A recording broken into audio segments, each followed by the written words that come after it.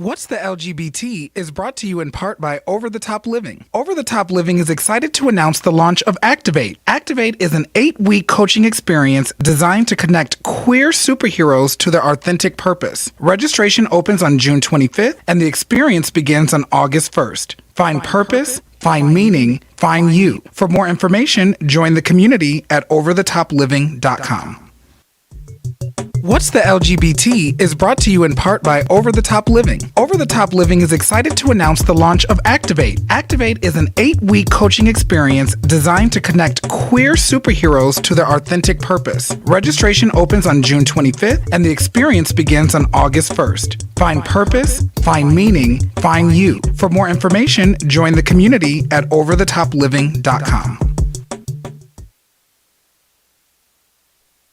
This portion of What's the LGBT is brought to you in part by Rosie's Cleaning Services. Rosie's Cleaning Services is your one-stop shop for all of your housekeeping and janitorial needs. Specializing in commercial, residential, move-in and move-out cleaning, B&B preparation, and more. Rosie's Cleaning Services is ready to tackle any job, big or small. They send 3 technicians per service and bill at a flat hourly rate. With a combined experience of over 20 years, Rosie's Cleaning Services is your only choice for professional, efficient, and superior cleaning services. To learn more, please text or call 702-767-1116 or email contact@rosiescleaninglv.com.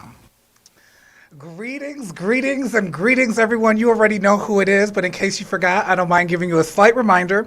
It is your gay best friend, your good Judy, your next door neighbor, your niece, your nephew, your cousin, your gunkle, author Norman J. Liverpool IV, and I just want to thank you for joining us for another edition of What's the LGBT right here at Hot 702.5. Before we get into all the good stuff, make sure that you like and subscribe to the Hot 702.5 FM Facebook page. Make sure you click the bell, get all the notifications.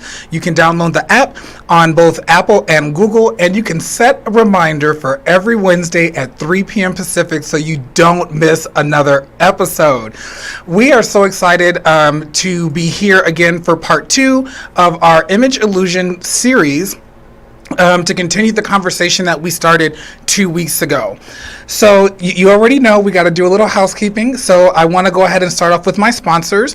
Our first sponsor for today is Advanced Office and Janitorial. If you're looking for supplies, I invite you to call my good friend Susan Laub at Advanced Office. Susan has been with Advanced Office and Janitorial Supplies for over 20 years. She sells office, break room, packaging, cleaning supplies, and furniture. And she also sells the really fun stuff, custom swag and promotional items specifically for you or your business. Anything that you need to promote, she's your girl. She's got you covered. She's a native here of Las Vegas. She has 2 grown sons. In fact, not only does she love working out, but she also took me to my very first stripper pole dance class. So we have that in common. We had a ball there. And she loves creating custom items. So I invite you to email her at susan@advanceoffice.com. It's advanceoffice.com. And make sure you let her know that Norman sent you. Our next sponsor is Levi Walker Photography. Over the past 16 years, Levi Walker of Levi Walker Studios has traveled the world capturing images of professional entertainers. And I will caveat that and say that he also did all of the photography for my book. And his goal is to boost the visibility and help them land the roles that they want. So working with Levi, it was such an amazing experience because he literally breaks down all of your insecurities and allows you to show up authentically in front of the camera. And while these specialized headshots and lifestyle shoots worked for performers, he realized that there was a whole nother market, a whole other group of people that would need that. So he expanded his client space to include professionals such as doctors, attorneys, entrepreneurs, and executives. And he says, my main focus with my client is to get rid of all their insecurities and find what makes them shine. So if you're looking for the essential missing piece to expand your branding and reach more prospects, contact him at executiveheadshots.com. as you know, we do have our LGBTQ spotlight. So if you or someone you know is interested in being featured as an LGBTQ spotlight artist, feel free to email me at norman@overthetopliving.com. This is for entrepreneurs, artists, singers, businesses, anyone that we can spotlight and send some traffic their way. So if you recall, a couple of weeks ago, I had my good friend Wynn and Cody on a show, and we were talking about the image illusion, and we were talking about, being a part of a community where there was so much focus on our bodies, so much focus on image. So before we bring in our special guest for today, I want to just reread some of those statistics, as well as just provide a little backdrop before we bring our amazing guests on. So per the GQ magazine online, body images aren't something that's unique to the LGBTQ plus community, but the thoughts pertaining to self-worth and physical care have become dangerously prevalent within this community. You can open any apps and you'll find things like no fats, no femmes. You could be gym fit only, or all of these different things that describe the body. And according to the Center for Discovery, most transgender individuals have a unique and complex relationship with their bodies. Transgender and non-binary folks not only experienced the gendered and transphobic society that we live in, which is challenging in and of itself, but they are also subject to the same diet culture messaging and societal pressures surrounding what an ideal body is and what it's supposed to look like. Some transgender and non-binary individuals experience an additional struggle in which their gender identity does not align with their bodies. So I am excited to bring on my special guest in studio, Nate Love. His bio is really short, sweet, and to the point. And he says, I am an artist first, singer, songwriter, and a hairstylist by trade. He's kind of an expert at weight loss with a keto lifestyle. And most of all, he is a lover. So please welcome to the sound waves and to Facebook Live, my special guest, Nate Love. Hello. So Nate, tell us a little bit about yourself other than you being an artist and singer-songwriter. Like what else is there to know? Artist, singer, songwriter. I'm very motivated, I guess. I wasn't always motivated though, I guess, but I'm very motivated for just things in general. Like, I guess I've learned that from my experiences throughout the years of like kind of just going through it, Okay. So I've learned that, stay motivated, be positive, because it's like the key to life, So what do you would say motivates you today?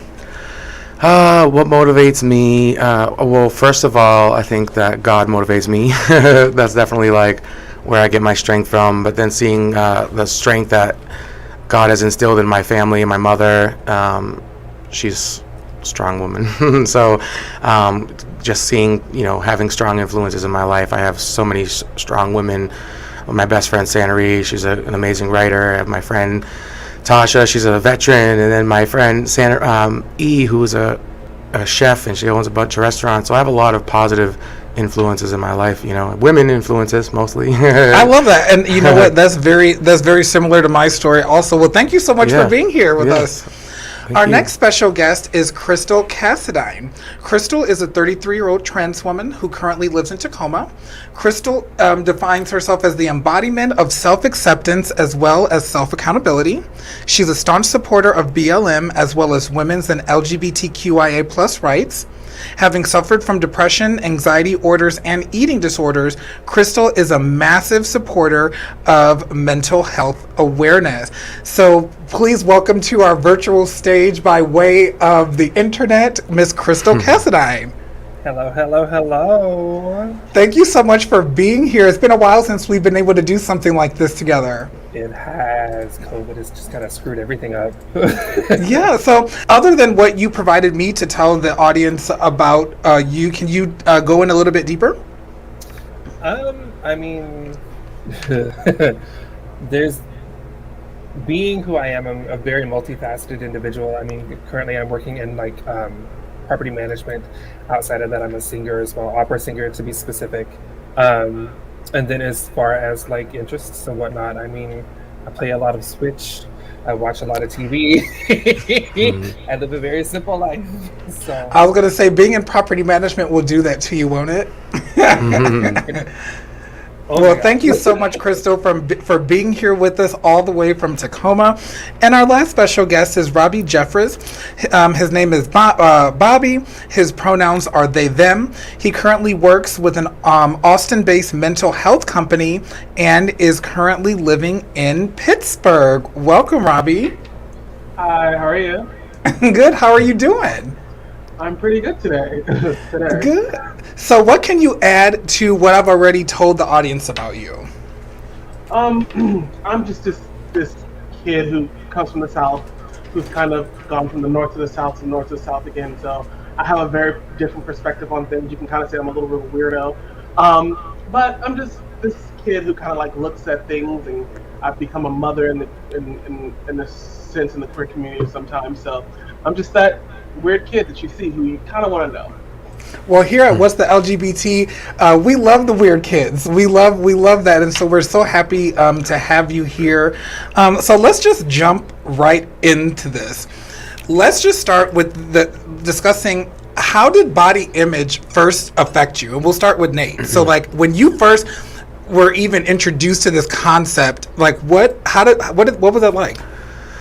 I was a kid because I grew up like very obese. I was like a overweight kid, and I was different from other kids because I was like, I didn't know that I was gay, but I had like my little tendencies. So I was also strange. I was also a weird kid, but I always embraced my weirdness. But yeah, when I was a kid, I was overweight, and I didn't understand why people would like, judge you based upon that. But something I dealt with my whole life. Now, did you find that kind of ridicule, did that come just from people outside of your network or your family, or did you experience that within your family as well? I would say a lot of people in my family are overweight, so I feel like I didn't really get that with my family, and more from like people outside school or like just neighborhood friends, you know what I'm saying, or not friends, but neighborhood kids who just normal settings. Got it. Now, Crystal, me and you, we love to get on here and discuss things. And so I thought that it was really, really important that you had a platform and an ability to share your story, because I feel that some of the things that you mentioned even in your bio with dealing with eating disorders and other things, specifically being a trans woman, would affect that. So can you talk to us a little bit about when body image first affected you? As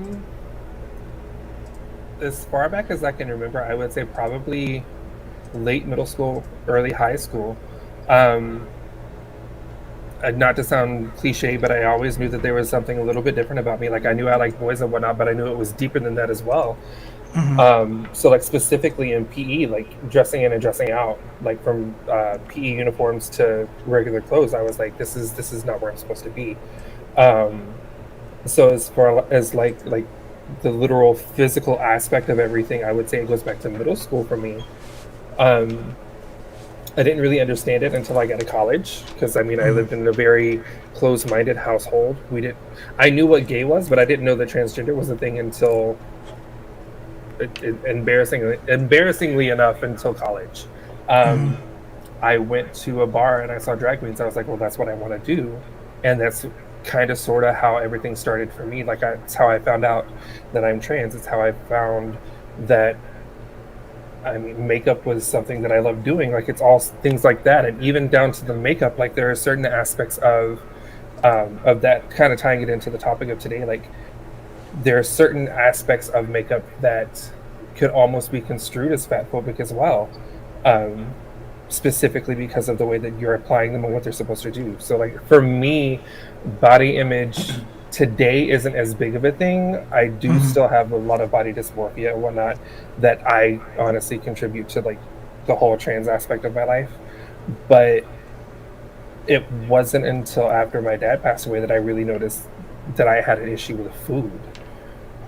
So it's kind of a multi-layer aspect of things that just kind of builds on top of it's like math. Like you learn adding and subtracting, you go into division, you figure out that it's an easier way to do just to add and subtract, and then like you just build upon everything until like it's the point where you're like, okay, I need help. Okay. Wow. Well, thank you so much for sharing that.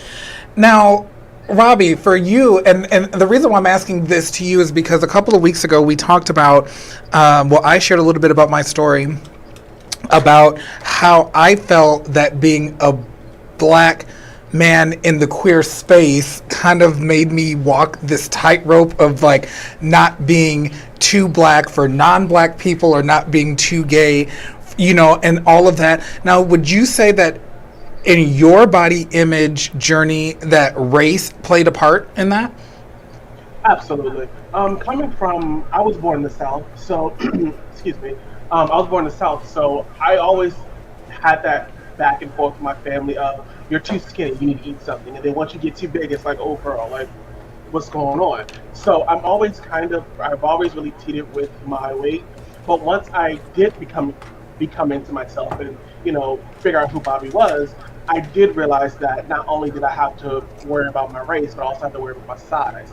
So I had to kind of figure out, is somebody attracted to me or am I a fetish? So that was always a struggle for me, and kind of always trying to battle the two. It's very difficult sometimes.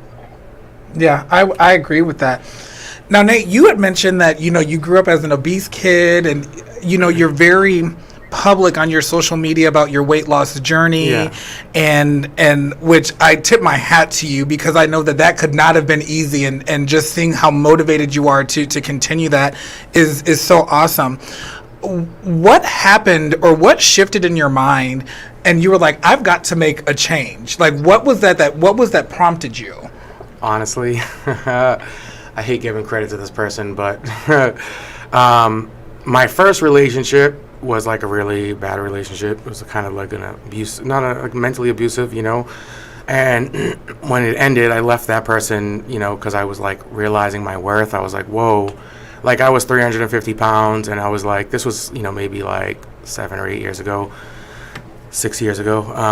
I finally like realized, I'm like, what am I doing? Like, like this person is thin and they're good looking, and I had this whole idea in my head that just because this person, that he was thin and good looking, that, maybe that was all I could get, that was all I deserved, you know what I mean? Mm-hmm. And then I realized my worth, and then, when I left him, he pretty much told me that I was going to be fat and nasty forever and that nobody would ever want me. And I used those words as fuel to light a fire that I didn't even realize was inside of me. And I used every day for the first 2 years. I just had that in my head. I went low carb and I just kept going because, I think I had that same idea, like he was saying, that, I don't know if people actually ever, were attracted. I think that people were attracted to me, but it was it more of a fetish thing where because people have these, strange things where they're like, oh, you're a big dude. I love that. And I'm like, I wanted to be more than just like a big dude. You know what I mean? I wanted people to see me for who I was. So I let those words fuel a fire, and I just kept going, So in your journey, for those of our audience that doesn't know, what was that like for you, and where are you at now in that journey? How much weight have you lost? And give us all the good tea. So it's been like an up and down. I lost 160 pounds altogether. I'm down to 150 because I keep fluctuating back and forth because I'm incorporating. I've been doing low carb and keto for the 5 years. And then I started incorporating carbohydrates because I want to build more muscle. So I gained a little weight. I think what she was saying also, being so overweight my whole life, even up until 5 or 6 years ago, I still have this catching up to do where my brain hasn't really caught up to my body yet, where I think that I'm positive every day. I speak, positivity into my life, and I try to have these mantras where I'm really reminding myself of how far I've come, but I still have that little bit of body dysmorphia in there too, not exactly like having extra skin and like, you know what I'm saying, and like have lost weight, you know, and people, this expectation that I've lost weight, that I should have this like perfect body, and I don't, you know, but it's a work in progress, you know, and I think that's what people, you got to remember, is you're always a work in progress. Yeah, and I think that's important to realize, because it should always be a journey. Like, I don't necessarily know that we get to the destination, but I feel like it's always a journey.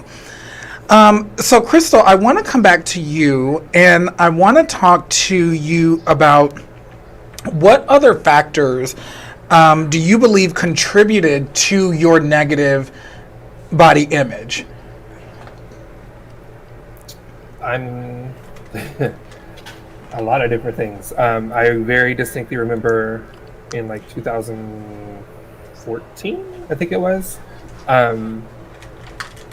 I first want to preface this by saying, like, people don't understand that literally anything that is said can be attached to every aspect of your life. The story that I'm about to tell doesn't even have anything to do with my weight, but at the end of the day, it's still, like, over time has attached itself to different aspects of me.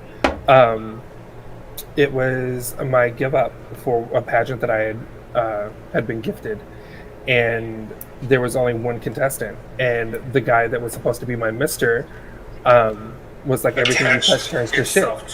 And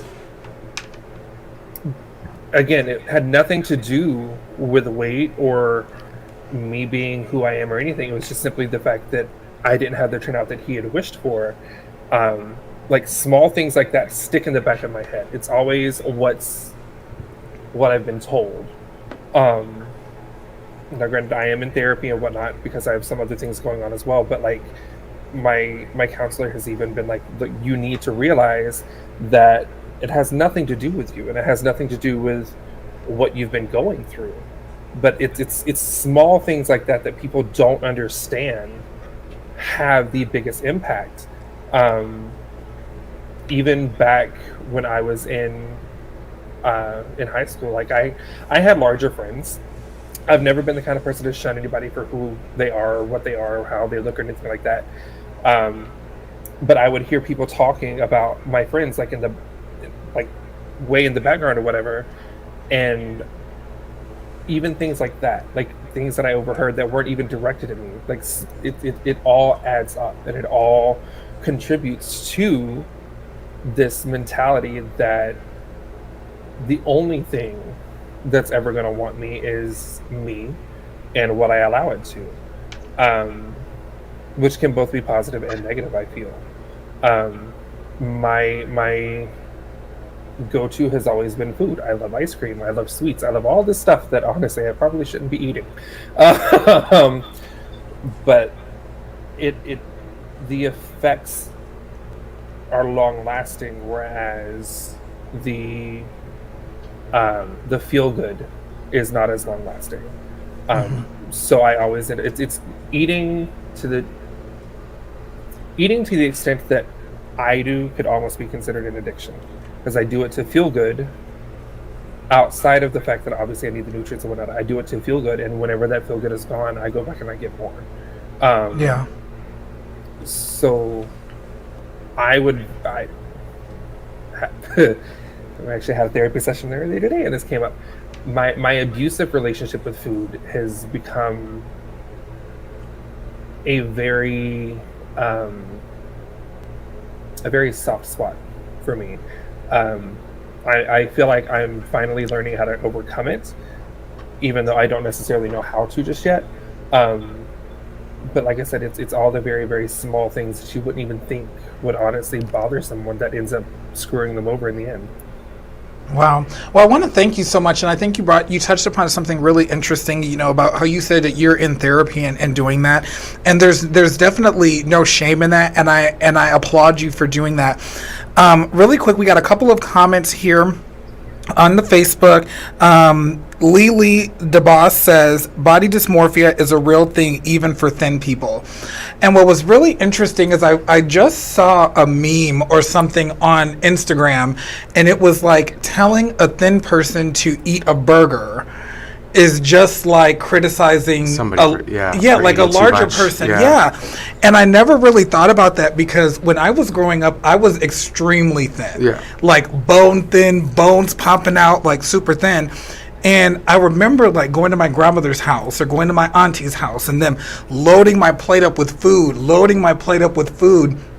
And that wasn't always the case for people that were around me. And I found that meme so interesting because I do believe that. Thank you so much for sharing that.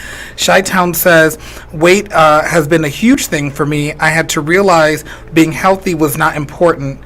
How I looked compared to societal norms. And I think that's also very, very true. I think that we all are built differently. And what may be healthy for me is not necessarily healthy for another person.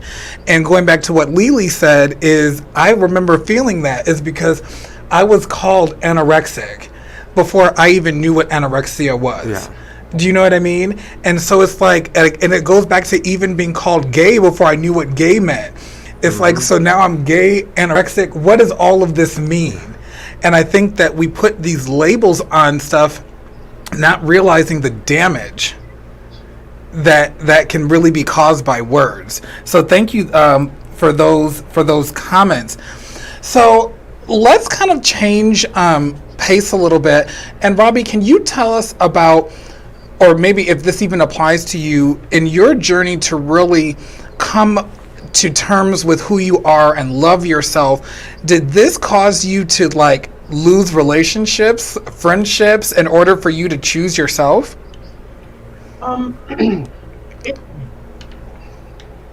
It did and it didn't at the same time. I think it did because once I learned to love my body and learn to love myself, a lot of people rejected me for that. A lot of people I had a lot of conversations with family and friends who would say, are you happy being this way? Are you happy being bigger? Like, do you know the health risks? Do you know this? Do you know that? And of course I knew it. I've heard it all my life. I've heard nonstop criticism about me being bigger or even me being gay when, just like most of us on this panel, we didn't even know what gay was. So I realized that once I accepted who I was and I kind of just blocked out the naysayers, that's when true friendships evolved, and that's when people who ultimately want to see me fall and be below them kind of disappeared. And I don't really take it as a win or a lose. It's just kind of like, in my eyes, God puts people in your life constantly. It's always a door. Mm-hmm. They may not be there forever, but they may be there for a while. They may teach you a lesson. They may teach you some type of things that need to make you better. But when it comes to like my body image, the people who came into my life actually are bigger people. And I find when I gain that community and kind of embrace each other, it kind of made me feel better about myself. Mm-hmm. And now it's kind of funny because things have switched where I've become so happy with myself and become so confident in my size and how I dress and how I walk into rooms and how I talk, that now people who are smaller than me are kind of being like, let me ask you questions about, what makes you so confident, what makes you so enjoyable to be around, because it's just like, it comes from within. Like, I was going to say, it comes from the inside out, right? This is all fluff. I've always said that. Like, this is all just fluff. When we die, this doesn't matter. So I would much rather you appreciate me for how I talk to you, our interactions, versus this. And that's what I always kind of lead by whenever I go into a big room, or if I talk to a client or talk to a group of people. I know they see me as a big black boy. I know it. That's the elephant in the room. But it's kind of like, once I bring who I am and love who I am and show them how much I appreciate myself and the journey I've taken, that kind of goes away. And it's kind of an amazing thing, yeah. I love that. Well, thank you so much, Joe, for the stars you've sent and for your comments. We definitely appreciate that. Make sure if you're just tuning in that you go on to hot7025fm.com. Make sure you bookmark it, download the app. If you have a question or comment for me or any of our guests, we ask that you call into 702-551 5261.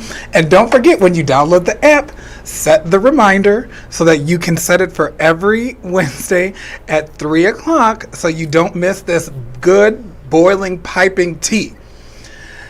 So Nate, what is one way that, or a piece of advice that you would give to someone listening or watching, that someone could celebrate their body every day? Well, there's so many things. I think, first of all, I tell myself every day I wake up and I try to remind myself of how far I've come, because I think that all of the things that I've struggled with have kind of brought me to this point. And I take those those trials and those tribulations in my life and I use them like to stay motivated. And I use that as like, okay, so I went through this, I was overweight, I had a hard time, and I use that to like keep going. But I guess like staying positive, and no matter what happens, you just got to continuously like keep your head up, you know what I mean, and take it for what it is, you know what I mean, because sometimes the bad things are actually good things in disguise, Yeah. So you got to remember that, because it's very easy to fall down the rabbit hole of like feeling like, oh man, it's never ending, you know what I mean. Like I continuously felt that way, where I was like, oh, I'm never going to lose weight. I'm always going to be this way, and then I've had self-doubt with those words that my ex told me also, and I was like, maybe he's right, you know what I mean? But you just got to find whatever it is that you're struggling with. You got to just find, you have it in you. And I think that's what a lot of us tend to forget, is that we have it in us to keep fighting. No matter what you're fighting for, like you have the strength to keep going. And you just got to remember that, because you're not alone. There's other people out there struggling with things, and they may not be the same exact things that you struggle with, but we're all struggling, you know what I mean? And we're not alone. We got to remember that, because it's easy to feel alone. And I think too is the realization that everything I need for the life that I want to live is already within me. It is, yeah. And I think especially in the LGBTQIA community, we are sometimes we can be so affixed with labels and titles and validation coming from outside of ourselves. And I think that it's important, one of the ways that I celebrate my body is knowing that I'm enough. Yeah. And on those days where I feel like I could have done something better, I'm gracious to myself. I show myself grace and I show myself kindness. And that really helps me get through, For me, also, a way that I celebrate my body is getting it moving. Like, it's not the easiest thing for me. That should have been my first answer. It's not the easiest thing for me to do, but for me personally, I find that as I put one foot in front of the other, whether that mean working out, walking, whatever, as just being in movement, active, it helps me feel good, and it helps me celebrate my body. And I think especially as we get older, I'm coming up on 40 soon, and things shift and move, and things that were easy to lose or whatever before are not the same. It's true. My mom said it to me, because I'm about to be 33 on the 20th, and my mom was like, make sure you lose that weight before you turn 30, because trust me, when you turn 30, everything gets harder. And I'm like, oh man, thank God I don't listen to her, because I'm like, now I'm trying to lose 10 pounds, and I'm like, shoot, what's going on? There's definitely a switch. There's definitely a switch that happens for sure. It totally does. Like for me, I felt it, I experienced it. Crystal, what is a way, for someone that's listening or watching, what is a way that someone can celebrate their body? Continue to live. I love that. I know in my own personal struggles with prime example, I'm preparing for surgery now, and I have to lose, at weigh-in I needed to lose like 30 pounds. Now I need to lose like more than that. But anyway, like continue to live, continue to love yourself regardless. It's like Bobby said, like the body that we have is only temporary, regardless of what you believe in. Like the other side is the way I'll put it. Like you're not going to look like this. You're going to be so much better off. But if you allow yourself to be enveloped with what you're going through, you're never going to get to the other end. Like it's like you said, Norman, like getting up every day is not easy, but it has to be done. It's the same thing with dealing with your own body. Like, I can't say that I'm the best person to talk to when it comes to stuff like this because I'm still struggling myself. Like, there's still days that I will not look in the mirror. Like, putting on my makeup alone is hard enough because the mirror doesn't lie. You see Right. everything, and when it doesn't line up to what you feel like you should be, or the way that the magazines and TVs make you visualize what you should be, it's hard. But small things like getting up, putting your makeup on, getting up, walking, just to get the mail. Like, celebrate those smaller things and allow those smaller things to build into the larger things. And I really resonate with that because since I've retired from property management and doing a majority of my work from home, like, I realized that there was some days that I wasn't even like leaving my house. And so for me, I like to make trips to the grocery store. Like, that's like kind of like my social outlet, or, walking down to get the mail, things of that nature. And I feel like we have to be able to adjust and to pivot, as our situations change. It was different when I was running, a 4-story apartment community and going up and down stairs and running around and stuff. It was a lot different than now, that I have to be a little bit more intentional with my fitness. I'm not getting those steps in as much. So I definitely can appreciate where you're coming from for sure. Bobby, my question for you is, if your body could talk right now, what would it say?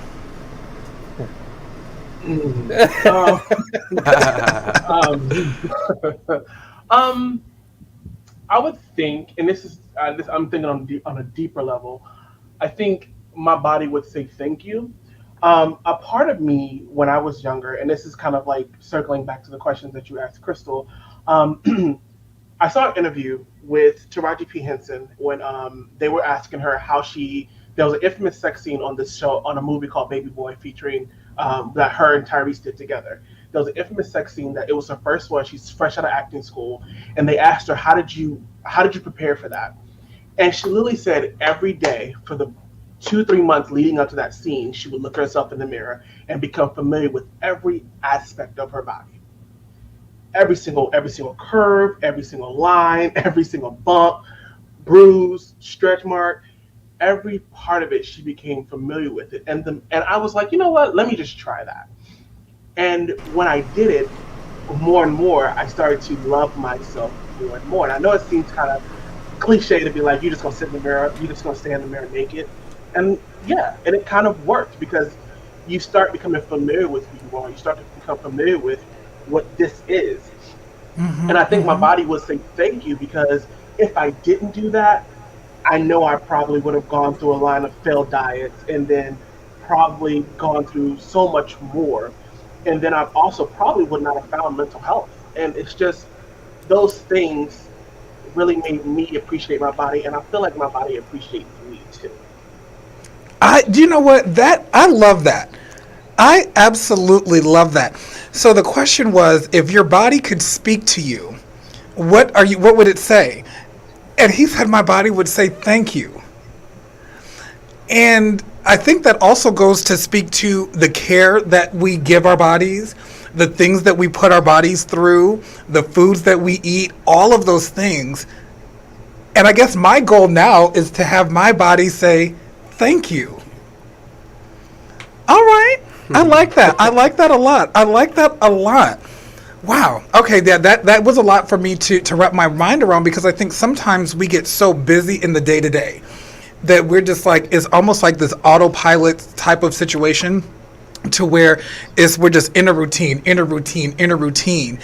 to be able to sit, like you said, like Taraji P. Henson did, and to look at our bodies and examine it and find the beauty and allow our bodies to say thank you.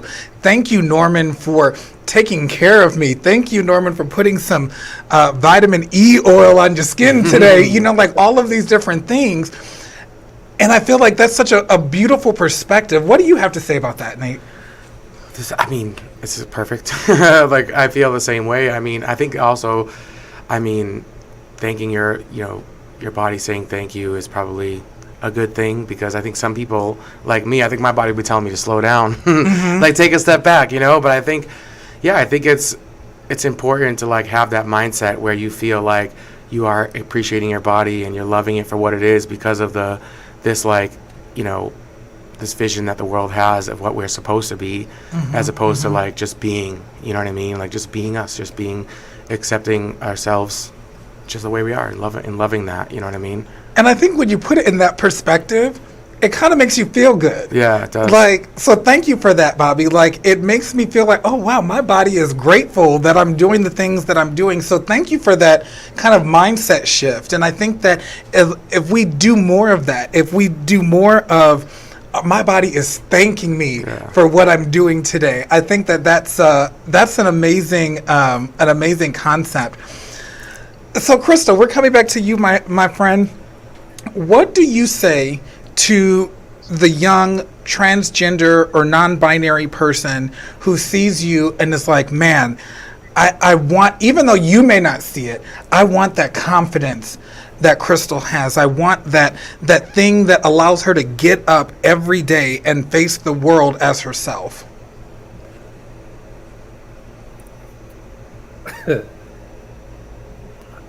I mean, my first piece of advice would be find it within yourself, and until you do, fake it till you make it.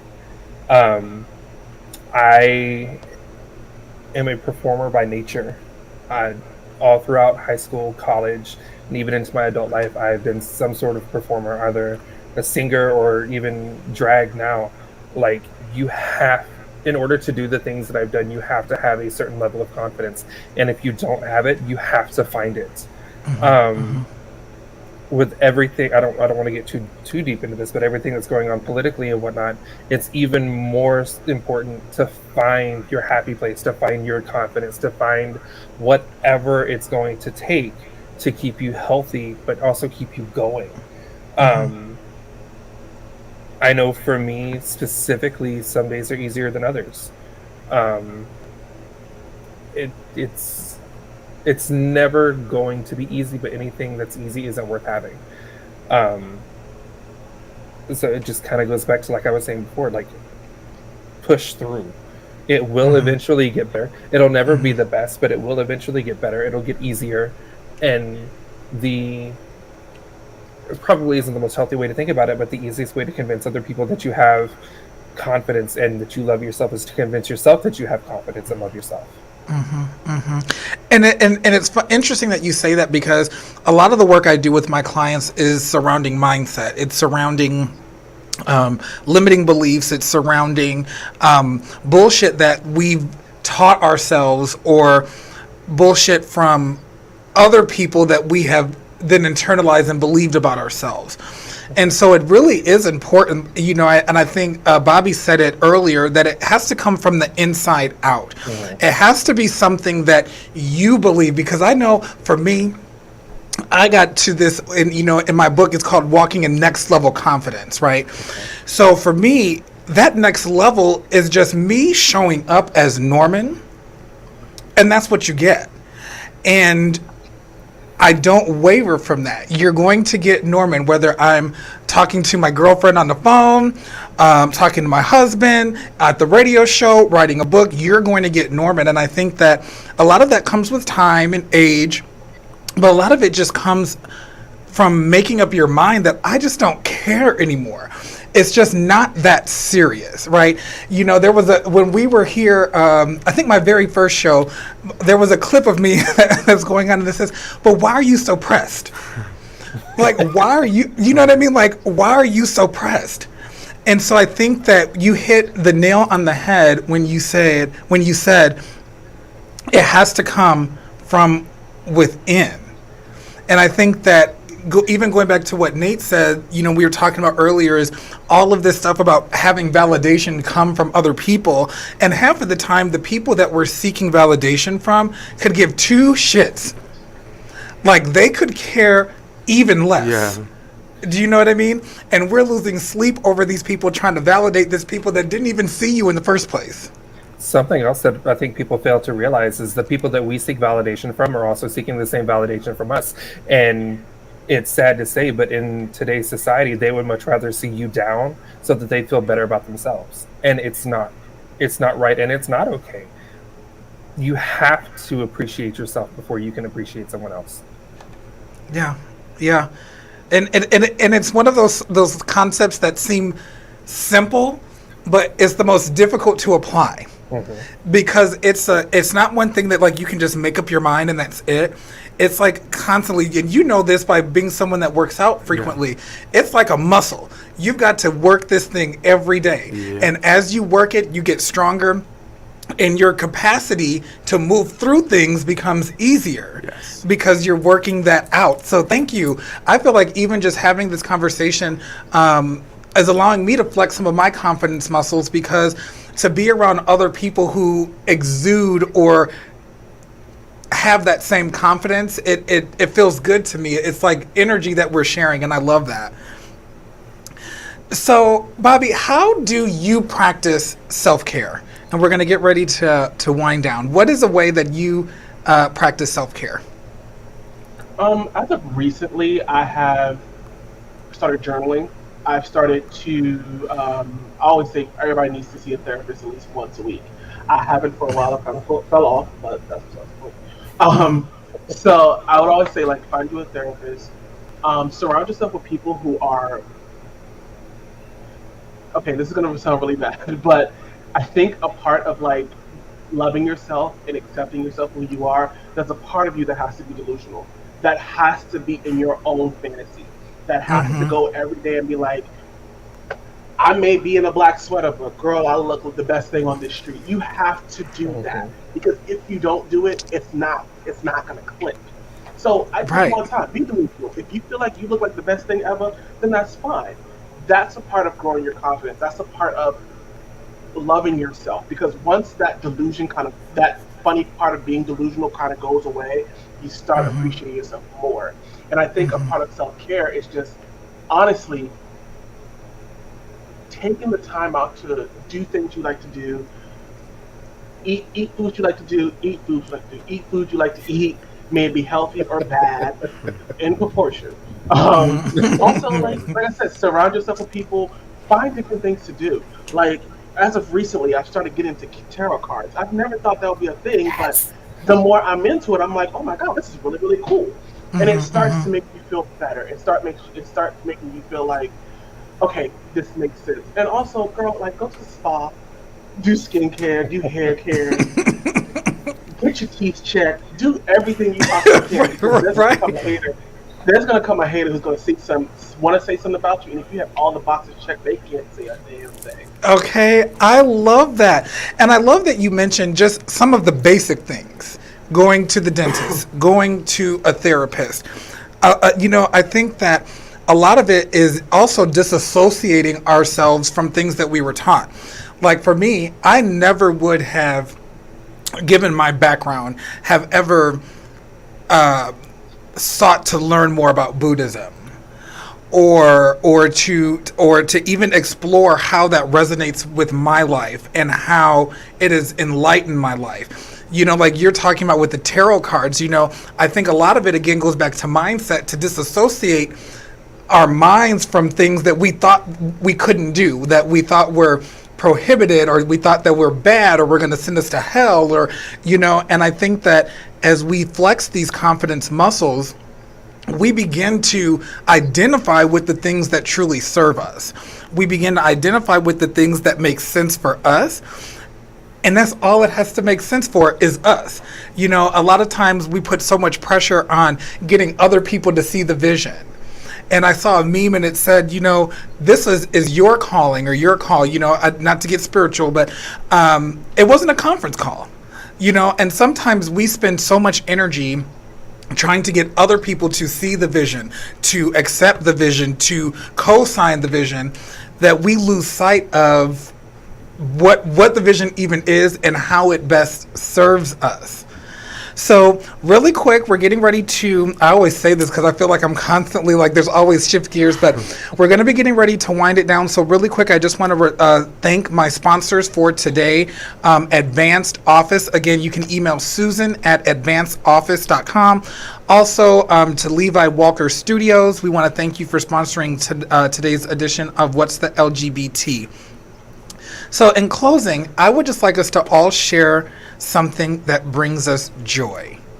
Something that it doesn't have to be specifically related to our body image or any of that, but just something that brings you joy. And we got about 30 seconds per person, so go, Crystal. I would have to say music.